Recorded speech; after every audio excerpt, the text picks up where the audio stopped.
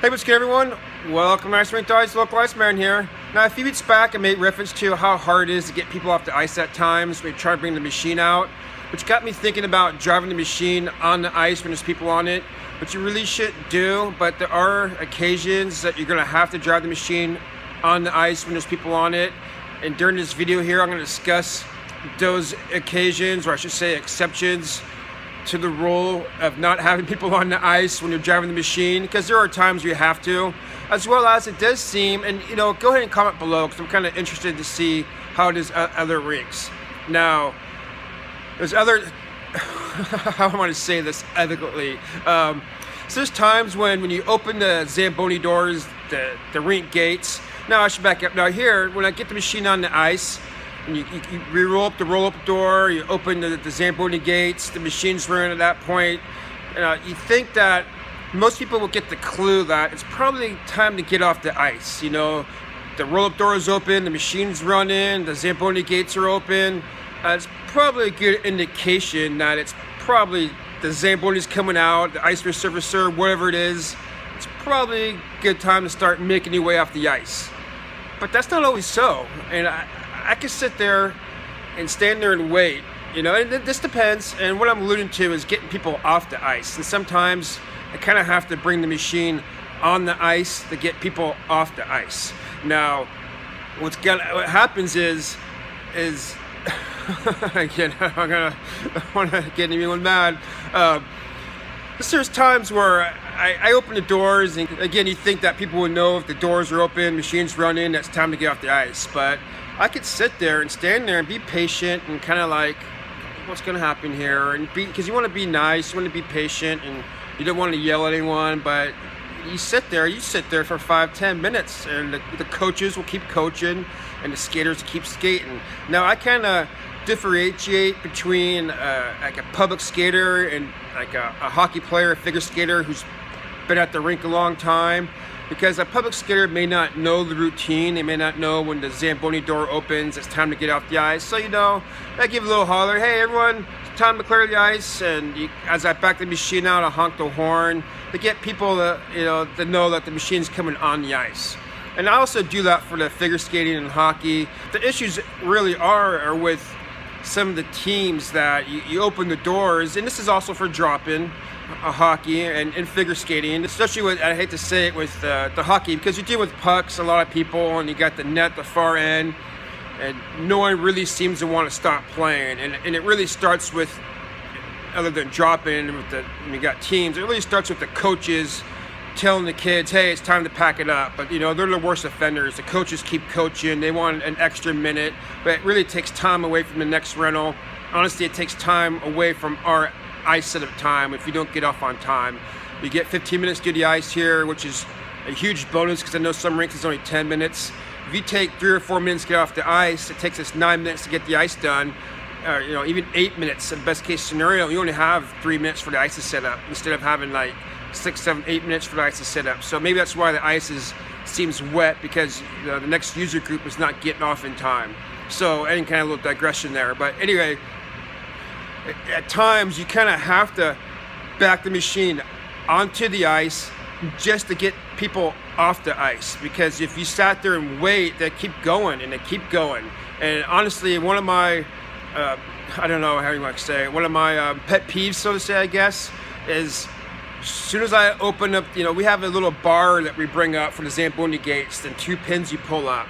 Now, as soon as I open that door, if you shoot a puck on me, I don't care, if it's squibbling on the ice, that's one thing, but if I open that door and a puck comes pretty hard, and especially misses it and hits the Zamboni door, you're going to hear it from me, because I've been hit by pucks at least 4 or 5 times in the face, in the hands. I've been lifting the net off the pegs, and some guy shoots a puck in the net with the shoe tutor on and clips my hand. And I've had guys who miss me. It's like, dude, what are you doing, idiot? I'm sorry, I'm going to say it. You're an idiot, dude. Like, what are you doing? Like, I don't have gear on. I don't have a helmet. I don't have any protection. Oh, I'm not gonna miss. It's like, no, dude, you're here at this rink for a reason.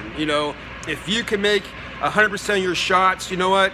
you're not going to be at this rink. You're not going to be at a lot of rinks. You're going to be at $1 million contract. So you're not going to make 100% of your shots. Not even the best player in the world makes 100% of their shots. So don't be shooting pucks on the net when I'm pulling the net off the pegs, or don't be shooting pucks on the net when the Zamboni door is open. Because if I had the machine here hit by pucks, personally, 3 times, I'd open the door, a puck comes flying through and hits the machine.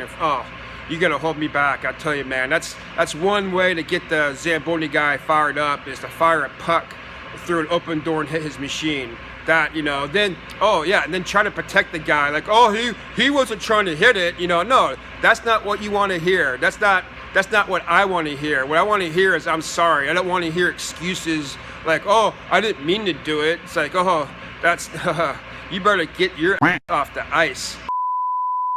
But anyway, trying to get people off the ice is difficult at times because no one really wants to get off the ice. And although you gotta drive the machine onto the ice to get people off the ice, it's always not the best thing to do. And for our machine right here, how it's set up, we back onto the ice. So as I back on the ice, I make sure no one skates in front of the machine. I'm really vigilant about that. No one gets to skate in front of the machine. Everyone's got to stay behind the machine.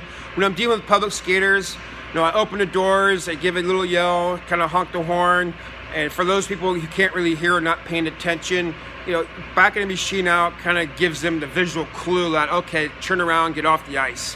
And since we're bringing the machine on the ice from the far end of the rink, with public skaters, I never really get one zone close to them. So I wait till everyone gets across the blue line before I kind of cross the goal line. Or I may cross the goal line a little bit first, but I won't go across the near blue line until at least everyone's way past the second blue line.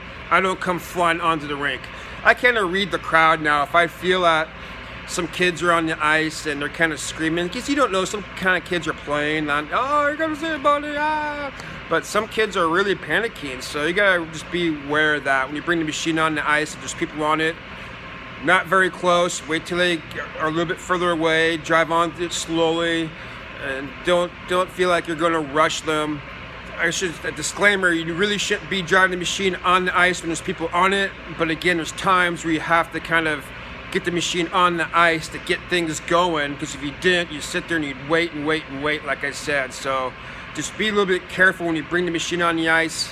And as far as when people are on the ice, when you drive the machine, actually doing an actual ice resurfacing and having people on the ice, typically I wait for everyone to get off the ice before I drop my conditioners and my augers. I won't really get them going until everyone's off the ice. But between games and between practices, keeping the nets on the ice and have the referees or the coaches move the nets against the boards after your first lap. That's the only occasion that or exception I should say, that I will let someone on the ice when the machine's going. As well as during figure skating shows, we have sets on the ice and we'll let them kind of move it around. If you have to do an ice cut in between the show, having just a few people on the ice is okay, as long as you're in communication of what you're doing. Don't do any funky Zam cuts. I typically just do 2 passes around the outside, up the middle, so everyone knows what's going on. There's no surprises. But as far as moving the nets, it's really nice to have the nets move for you, not having to bring them on and off the ice. And for some of your Zam drivers probably know, that bar across the middle of the net is no longer there, thanks to the NHL and the cameras and the beams and the rafters.